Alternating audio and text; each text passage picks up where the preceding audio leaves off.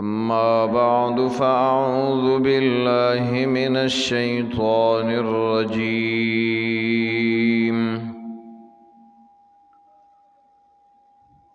بسم الله الرحمن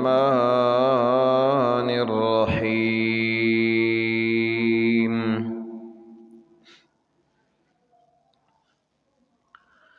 فذكر إن نفعت الذكرى سيذكر من يخشى ويتجنبها الأشقى.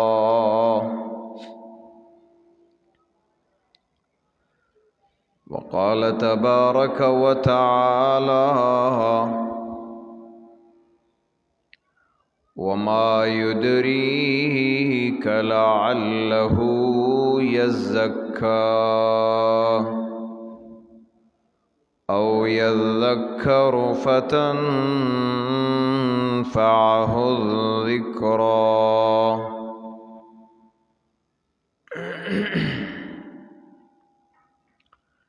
خوگو عزت مندو اللہ رب العزت مونږ او تاسو باندې ډیر زیات مهربان دی. زمونږ او تاسو سره ډیر د مینې او د محبت معامله ده چې الله رب العزت مونږ ته بلا درخواست بلا منت د ایمان دعوت او د ایمان دولت اغا نصیب کو. الله دې مونږ ته په دې استقامت نصیب کړي او دا نعمت دې الله چرتم زمونږ نه ضایع کوي او نه خرابوي. یقینا چاہتم چې د دنیا په زندگی کی دا نعمت ملاو شوه دی او هغه ته د دې نعمت حقیقت معلوم شوه دی، خواږی معلوم شوی دی، نو هغه بیا دا نعمت د خپل ځان نه لرې کړی نه دی او دا نعمت همیشه خپل ګرځولی دی. خوږو عزتمندو، کله چې انسان کی د یو شی جذبه او شوق دا پروت وي، داغی پا حاصلولو پسی او داغی پا خپلولو پسی اغا ہر سپارکی او ہر سنتی روزی. تاسو گورئی دنیا کی یو نعمت حلال گٹل دی، حلال پیسہ گٹل دا دا اللہ رب العزت نعمت دے چې پچا باندې وشي. اللہ دې مونږ ته د حلالو گٹلو توفیق راکړي او الله دې په مونږ د حلالو دروازې کولاو کړي. د دې د حلالو گٹلو د پاره خلق داغه د حصول د پاره خلق د دنیا په ملکونو باندې واوړي، سمرا لری لاړ شي، خپل بچی، خپل کور، خپل بیبی، خپل والدین، خپل کله، خپل دوستان دا پریدي. خو آغا مقصد حاصلی او آغا نعمت حاصلی چې د کم د شوق او جذبه لري. وللناس فيما يعشقون مذاهب. کتاب لکی کم شي سرا چې د انسان عشق او محبت راشي بس هغه د هغه لاره وګرځي او د هغې د حصول د پاره هغه هر څه کوي. که یو سړی د دنیا د عهدې او د دنیا د نوکرۍ او د هغې په کوشش کې وي هغه د هغې د حاصلولو دپاره هر څه کوي، سخت برداشت کوي، پیسې ورکول برداشت کوي، تعلیم برداشت کوي، مسافرۍ برداشت کوي چې ما ته دا حصول د دې راشي. مقصد مې د خبرې دارې چې کله یو شي سره شوق وي، جذبه وي، نو د هغې د حصول د پاره انسان ته بیا مخې ته هیڅ شی رکاوټ جوړېدی نشي. خوی خوی بد بانی بسیار. کله چې یو شي ته زړه نه وي، جذبه نه وي، شوق نه وي، نو هغې ته بانې هم ډېرې وي. بانې ګوري، بانې لټوي. ډیوټۍ ته یو سړی نه ځي، مزدورۍ ته یو سړی نه ځي، ړی نه کېږي، مالک ته تپوس وکړي یاره دا چلو دا چلو دا چلو دا چلو، شل قسمه بانې وکړي، ډیوټۍ کې وکړي، کار کې وکړي، وجه صحیح زړه نه. او چې کله زړه وي نو هغې ته هغه بیا پروا نه کوي، بانیم ختم شي، اسباب هم ورته مهیا شي، هر څه مخې ته صفا شي. مقصد زما د خبرې دارې او دا تمهید د دې خبرې دپاره دی چې د یو شي د حصول کله شوق او جذبه وي نو بیا په هغې کې نه دنیا رکاوټ او نه نیا رکاوټ، نه مال رکاوټ او نه دولت او پیسه رکاوټ او اوقات رکاوټ نه جوړیږي. بیا دا ټولې خبرې د میانځ نه وځي. سلمان فارسی رضی اللہ تعالی عنہ دا یو ډیر جلیل القدر صحابی دی، ډیر لوی مرتبه او درجه والا صحابی دی، اطول العمر د لوی عمر والا صحابی دی. د تاریخ یو عجیبه تاریخ دی، خو د تاریخ مقصد سره د زندګۍ د تاریخ مقصد سره جستجو. د سلمان فارسی رضی اللہ تعالی عنہ د زندګۍ د تاریخ مقصد علما ذکر کوي جستجو، حاصلولو پسې تلل، د یو شي تلاش کول، د هغې حصول کول، هغې پسې زندګي لګول، دا د سلمان فارسی رضی الله تعالی عنہ د زندګۍ مقصد و. اول کې پلار چې دی نو هغه دی په ماشوموالي کې یو ځای ته بوتله، ته به دا زده کې، ته به دا زده کې، ته به دا زده کې، هغه د هغې جستجو نه وه، د هغې حصول اړه کې نه و. لاره کې یو راهب ناستو، هغه راهب به د هغې وخت د هغه زمانې خلکو ته د هغې دین رغبت ورکولو، بیان به ورکولو، دی به په ځای د هغې باندې چې هلته کم ځای کې پلار کېنولی دی د هغه ځای به په ځای باندې به دی د دې راهب سره کېناسته.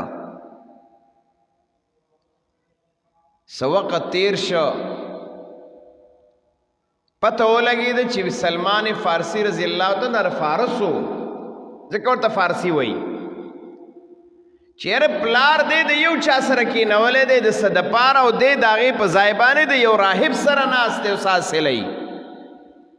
پلار ورټه خو دی نه منې کېده مکه راهب سره به کېناسته.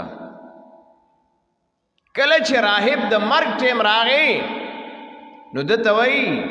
چې تا خو ډېر څه زده کړل څه دې حاصل کړل خو مزید چې څه حاصلې نو فلانکي ځای ته لاړ شه. د هغه ځای نه را روان شو او هغه چې ذهن کې کومه خبره د حصول وه د راهب په خوله باندې بل ځای بل کلي ته لاړه او هلته کې چې دی نو هغه د هغه خپلو خبرو د حصول دپاره هغه سره ش د هغه ځای نه بعد داسې راځي راځي راځي تر دې پورې چې دی د یو غلام شکل اختیار که خلکو ونیوه او خرڅ که مدینی منورې تاجرانو دی واغسته او دی په مدینه منوره کې دی یو تاجر اخیستی دی د هغه غلام دی خو د ده جستجو چې کومه ده نو هغه روانه ده. ده ته راهب ویلیو داسې یو کس به پیدا کیږي چې د هغه نوم به محمد رسول الله وي د هغه په جستجو کې وه. غلامی ته نه کتل مسافرۍ ته نه کتل حالان کې د علما لیکي چې د هغه وخت د وزراو بچی و د وزیر زوی و خو هغې ته ونه کتل په خپله جستجو کې را روانو تر دې چې مدینې منورې ته راورسېده او د یو کافر غلام ګرځېدلی دی بوټي کې کجوري را شوکوي په حیثیت نوکرۍ په حیثیت مزدورۍ لاندې دا مالک د خپل ملګري سره مشغولیږي چې یاره په مکه معظمه کې مدینې منورې ته داسې یو کس راغلی دی او هغه د نبوت دعوه کړې ده او داسې دی داسې دی ده چې دا خبرې واورېدې بر یې غوږ یې ښودی دی چې دې پسې خو زه ګرځمه. مالک نه تپوس کوي آقا دا تاسو د چا خبرې کولې؟ سلمان فارسی رضی الله تعالی عنہ ورته وایي ما ته دا خبرې لګي بیان کی تاسو د چا خبرې کولې؟ آقا ورته غصه شه غلی شه ستا په دې خبرو کې څه کار دی؟ خپلې مزدورۍ سره خپل دیاړۍ سره کار لره ستا کار دا دی چې ته کجوري هغه ما له راشوکې ځکه په دې کې تجربه د هغه وه. دی بیا غلی شه خو ده د راهب یو څو خبرې ښودلې وي. ده چې کله مزدوري پوره کړه نو څه کجوري د ځان سره راواغېستې شاپر کې لفافه کې کپړه کې مثال په هغه وخت کې چې څه شی و کجوري د ځان سره راغېستې دي او د جناب رسول الله صلی الله علیه وسلم تپوسونه کوي کم ځای کې دی څنګه دی کم ځای کې دی تر دې چې چا ورته وویل په فلانکۍ محله کې دی فلانکي ځای کې دی فلانکي یو ورځ ملاو نش په بله ورځ باندې ورته صحیح ډایرکشن ملاو شه هغه لوکیشن باندې راغی چې کوم ورته ښودلی شوی و راورسېده محفل د جناب رسول الله ته راورسېده جستجو وه که نه د کوم ځای نه را روان شوی دی چې کله د جناب رسول الله صلی الله علیه وسلم محفل او مجلس ته راورسېده نو جناب رسول الله صلی الله علیه وسلم ته وایي ما د زکات کجوري راوړلې دي او دا واخله. نبی علیہ الصلوۃ والسلام ورته وایي مېلما زه د زکات کجوري نه علم زه د زکات کجوري نالم زکه زکات دا د الله په نبی باندې الله بند کړی و. د الله په نبی باندې زکات د خلکو چې نبی علیہ السلام ته ورکی او هغه مالک شي دا الله بند کړو چې زکات به تنالي. دا د پیغمبر علامه د نبوت وا. دا د پیغمبر علامه د نبوت و چې ته به زکات نه اخلي او دا پیغمبر به داسې راضي هم چې به د چا نه زکات نه اخلي. چې کله د سلمان فارسی رضی الله تعالی عنہ نه کجوري د زکات وانه غستی حالانکه زکات نو او سلمان فارسی رضی الله تعالی عنہ خو علامات معلومول جستجو کی روان دی تلاش کی روان دی یو شوق او جذبه اغسته دی د کمیز هغه ملک نه راغلی را روان دی. علما لیکي سباله چې کم دی نو بیا ځان سره کجوري کړی دی. سباله بیا راغی وی یا رسول الله دا کجوري مې راوړلې دي او دا صدقه ده. کجوري مې راوړلې دي او دا صدقه ده یعنی نفلی. وی ښه نبی علیہ الصلوۃ والسلام ته واغستی. نبی علیہ السلام به واغستی او بیا به یا ځان له استعمالولی او یا به صحابو کې تقسیمولی. چې واغستی تی نو سلمان فارسی رضی الله تعالی عنہ لته خبر رو پریوتا چې کم مقصد پس ګرځېدی کم جستجو تا کولا هغه ملاویږي رو واپس لاړ خپل آقا سره سوای نه خود یو نه او د بل نه او د بل نه تپوسون نه او یو شی بل شی تر دې پوری چې سلمان فارسی رضی الله تعالی عنہ د خپل آقا نه پس شکل باندې هغه آزاد شو. او چې آزاد شو نو د جناب رسول الله صلی الله علیه وسلم مجلس ته ځان رساو او بیا ولکم مقام او مرتبه او درجه الله ورکړه. چې کله د غزوه احد مسله وا د خندق د غزوه خندق مسله وا نو د غزوه خندق په مسله کې نبی علیہ السلام د صحابه کرامو نه مشورې اغستی چې دا خدا کفار په مونږ باندې دغه سرازی د دې په باره کې مونږ سوکو. نو سلمان فارسی رضی الله تعالی عنہ ورته دا مشوره ورکړې وا چې ان فی بلادنا یقینا زمونږ په کلو په ملکونو کې بدا سکیدل کله به چې دشمن راتله او دا غزي خلق به کمزور او د دشمن د دفاع د پاره بام اغه د کلی نګیر چاپیر لوی خندق کنستا ځکه په خواخو نه جازو نه راکټو نه میزایل وسم نو خدا اسونو عمله بوا دو خانو عمله بوا د پیدل عمله بوا هوایی عملی خو نه وي.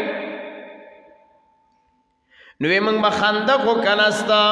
او دا هغه خندق کنستونه بعد باغ کله محفوظ شو. نبی علیہ الصلوۃ والسلام تو فرمایل صحابه او ته چې د سلمان فارسی دا خبر او دا مشوره ډیره بهتر او غوره ده. صحابه کرام یې اختکړل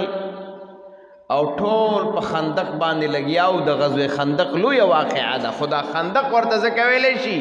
چې دا کند کنست شي وغیر چاپیره د مدینه منورې نه چې کم لار وا مدینه منورې ته د پیادل لار وا او د راتلو لار وا پای کې خندق کنست. دا مشوره چا ورکړه او په ګور په سلمان فارسی په مشوره باندې پورا د یو غزا او د یو تمام صحابه او سرپرستی ورته حاصله شو. او چې بیا کله کسان تقسیمیدل یرا لس کسان تقسیم کړل زیونه ورکړل تا استادازه لوی واقعا ده. سلمان فارسی رضی الله تعالی عنہ مبارک نبی علیہ الصلوۃ والسلام فرمائی السلمان منا سلمان به زمون نوی یعنی دے به ما سره پاغا گروپ کی وی. نبی علیہ السلام حضرت سلمان رضی اللہ تعالی عنہ د ځان سره ک چې دا به زمون سره گروپ کی وی زما سره به په ډاله کی وی زه چې کم ځای خلما د تقسیم د خندق اب ما سره دی کوي دا ولې دومره لوی مقام ملاو شو دومره درجه ولې ملاو شوه یو جستجوی په زړه کې پرته وه یو جذبه یې په زړه کې پرته وه چې هغه د راه راست د حاصلولو الله ورله هغه ورکړله د راه راست د حاصلولو او د راه هدایت د حاصلولو جذبه پرته وه پړه کې الله د کوم ځای نه راوسته د فارس نه راوسته را روان کړی دی ځای په ځای په حیثیت غلام خلکو خرڅ کړی دی لیکن مدینې ته چې را رسېدلی دی نو د جناب رسول الله صلی الله علیه وسلم صحبت ورته الله نصیب کړی ځکه جستجوی دغه وه کم چا چې د سشي سره شوق او جذبه وي هغه والله الله ورکوي او د هغې طرف ته الله ورته اسباب مهیا کوي او الله ورله هغه نعمت مهیا کوي د سلمان فارسی په زړه کې دا وه چې زه صحیح لاره د دین هغه حاصله کما صحیح لاره د دین حاصله کم الله ورته د کم ځای نه لارې اسانې کړي حضرت بلال پزړه کی جستجو وا د حبشی نه راغلی دی بلال حبشی دی پزړه کی جستجو پرتوا تړپ پروتو جذبه د دین پرتوا هغه د حبشی نه راغی او د جناب رسول الله مؤذن وګرځید نبی علیہ الصلوۃ والسلام د معراج پشپا باندې معراج پشپا بعض علماء کرام لیکي رجب د میاش کی دا د معراج مسله راغلی دا خو معین اورد چاته نه د معلومه معراج پشپ باندې کله چې نبی علیہ السلام د جنتونو سیل ته الله روان کا نو چې وی قتل جناب رسول الله روان دی نو د جناب رسول الله نه مخکې د خپو کشاره هغه معلومیږي چې څوک د جناب رسول الله نه مخکې روان دی نبی علیہ السلام تپوس کې دا څوک دی وی دا حضرت بلال دی بیا واپس راغله نبی علیہ السلام د معراج نا نو تپوس کې حضرت بلال نا چې ای العمل کم یو عمل دی بلال چې ته کې چې الله زمانه مخ کې ستا د خپو کشاره ما ته محسوس کا چې ته جنت ته رواني دا کم یو عمل دی ستا الله اکبر حبشین راغلی غلام دی غلام در غلام را روان دی دا ابو جہل نا ذات کرده غلام دی حضرت ابو بکر صدیق ذات کړو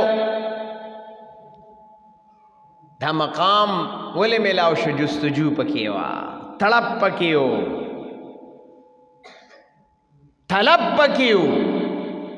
نبی علیہ السلام چې کله راغی د معراج نن تپوس کې بلال کما عمل کې دا عمل دی راتو وایا چې ستا دا عمل د الله دومره خوښ شوی دی چې زروانو مانو زمانه مخ کې ستا د خپو کشاره محسوسېده چې ته زمانه مخ کې جنت ته روانې ما ته الله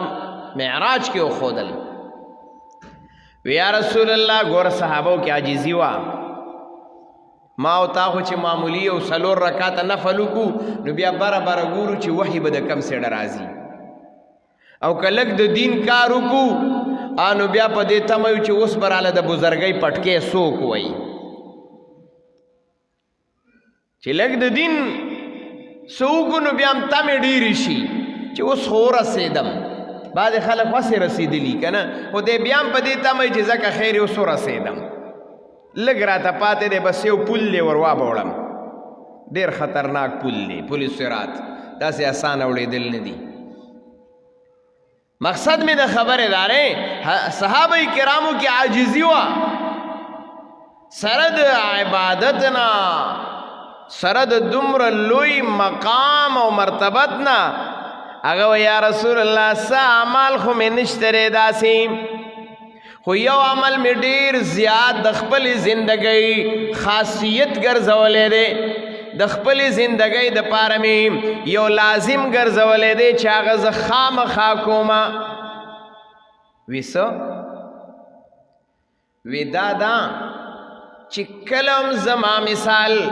تشبول وغیرہ او دسمات کما نو فورن ورپسې بیا زر تر زر ز چارندام او دس کوما داسې لمحه نه تیرومام چې هغې کې زما او دس شردام نی هر وخت زه په او دس شردام کې اوسېږم او دا خاصیت چې انسان اختیار کی نو د ده نه ګناه هم نه کېږي د ده نه ګناه هم نه کېږي چې دی فورن او دس ماتېدو سره د هغې دوباره کول کوي او وخت داسې نه پرېږدي چې په هغې کې دی دغسې وخت تیر کړي نو دا انسان 24 ګنټې عبادت کې الله آیاتونه راولېږل فیه رجال یحبون ان یتطهروا دا دومره لویه مرتبه او مقام ولې میلاو شه دومره لویه درجه ولې میلاو شوه حضرت بلال خو غلام دی خو جستجو او په طلب او په طلب کې یو لوی مقام دی لوی مقام الله ورک کله چې پتا کې طلب وی جستجو وی طلب وی الله بدرتا هغه درکوي او د هغې د حاصلولو لارې بدرتا الله هموارئ او چې هغه نه وي نو خوی بد بانی بسیار بیا به یو کار د پاره یو دین کار د پاره بالکل شل بانی لټې دا چل دی دا چل دی دا چل دی دارنګې وګوره د حضرت ابو هریره حالات هم وګورې هغه کوم دین طلبو اور هغه طلب پکې پروتو څومره په مشکلاتو کې په پریشانیو کې په فقر و فاقه او په لوږه او په تنده په غریبۍ کې هغه کم مقام حاصل کړی دی صحابه کرامو کې د ده نه لوی صحابي په اعتبار د روایاتو سره نشته تمام صحابو کې څومره چې زیات احادیث هغه ذکر دي نو هغه د حضرت ابو هریره نه ذکر دي حضرت ابو هریره رضی الله تعالی حالان کې وګوره څه حالت یو تیرې جمعه کې موږ د هغه حالت ذکر کړی چې نبی علیه الصلاۃ والسلام ته چې کله راغې او نبی علیه السلام ورته مسکی شه چې ابو هریره څه مسله ده وی دا د آیات راته وښوه نبی علیہ السلام پہ پوښوي راځه ځان سره بوتله خوراک د پاره خو خوراک د پاره د نبی علیہ السلام په کور کې مسنو مقصد مې د خبرې دارې کله چې جذبه وي شوق وي طلب وي الله بدر لډیر صدر کوي قرآن آیاتونه چې ما کوم لوستیو الله رب العزت پای کې دا خبره کوي او چې کله شوق او جذبه او طلب نه نو خدای شته چې درته به دا دنیا اختی او په دې غوږونو کې به دې کړنګارې او بنګارې کوي خو دې ځای ته به کوزېږي نه زړه ته به کوزېږي نه ابو جهل دی ورسره یو څو مشران د مکې نور هم ناست دي نبی علیہ الصلاۃ والسلام ورته شخصیت چې د هغه په دعوت کې به څه کمی خو نه و که نه په اخلاص کې کمی و نه په اخلاقو کې کمی و نه په دعوت کې کمی و او نبی علیہ الصلاۃ والسلام ورته خصوصي انداز باندې دعوت ورکوي ابو جهل دی دارنګې نور ورسره د مکې مشرکان ناست دي قرآن وایي اما من استغنا فانت له تصدى وما عليك الا يزكى واما من جاءك يسعى وهو يخشى فانت عنه تلهى ابو جهل ناس دے دعوت د پیغمبر نصیحت د پیغمبر اخلاق د پیغمبر دا ټول برابر لیکن چې کله طلب نشتا نو قرآن وی واما من استغنا بے طلبا بے طلبا بے توجہ دا دین نه حاصلیږي دا دین زړه ته نه کوزیږي خبره باندې عمل نه کیږي تر څو پورې چې طلب نشتا تر څو پورې چې طلب نشتا تر څو پورې چې جستجو نشتا الله دې رحم وکړي نن زمونږ عمل ولې کمزورې دی نن زمونږ د عمل د کمزورتیا لوی سبب هم داره چې مونږ دین اورو ډیر خو بې طلب او بې تړپه بې طلب او بې تړپې اورو جستجوم نه وي شوق او جذبم نه وي نو مونږ د دین ټوله ورځ خبرې اورو که مولانا صاحب را تختای دا غاغم اورو که تبلیغی حضرات را تختای غاغم اورو که یو بل څوک راته بیان کوي غاغم اورو خو چونکې تړپ جستجو او طلب نشتا نو بس په سر تیریږي خبرې قرآن وایي که نه د پیغمبر د دعوت نه به د بل چا دعوت زیات و لیکن ابو جهل چې بې طلب او الله ورله څه ورنه کړل بې طلب او نو حصه ورته میلاو نه شوه قرآن فرمائی فذکر ان نفعت الذکرى سیذکر من یخشا ویتجنبها الاشقى اللہ خپل پیغمبر توئی فذکر نصیحت ورکا ان نفعت الذکرى یقینا ستا نصیحت ستا د دین خبرا دا به یقینا فیده ورکی خصوب بت فیدالی سیذکر من یخشا خبر حل شوا سیذکر من یخشا نصیحت باغ سو کخلی چې زړه کې تړپ دے طلب دے جستجو دا اخلاص دے یردام سیذکر من یخشا ویتجنبها الاشقى د دین بلریوی دا نصیحت باغ تفید نرسی چاہتا